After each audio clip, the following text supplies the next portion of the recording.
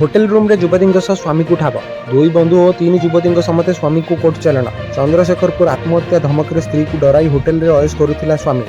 युवती मान होटेल रे राति बिताउथिला किंतु गुमर खोली स्त्री को मोबाइल फोन जोमाटो लॉगिन विलंबित राति स्वामी जोमाटो खाଇବା बराद करुवा जापर स्त्री पुलिस को नहीं पहुंचाई जाते होटेल रे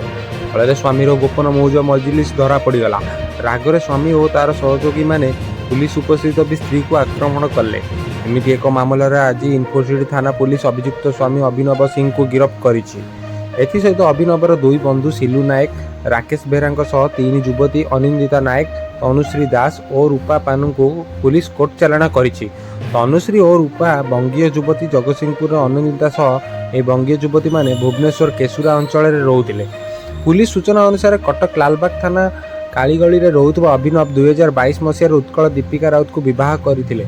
किंतु बह पर अभिनव पत्नी दीपिका को मानसिक और शारीरिक निर्यातना दे आसुले एमती कि से मद पी दीपिका उपर को हाथ उठाई छाड़पत्र देवाक धमक देते। गतकाली राति दीपिका थाना पहुंची अभियोग करते कि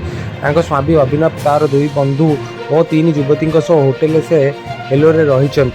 दीपिका अभियोग पाई पुलिस टीम को सांगरे नहीं पटिया शिशु विहार स्थित होटेल से हेलोरे पहुंची थे। अभिनव को जड़े युवती एक रूम रु ठाब कर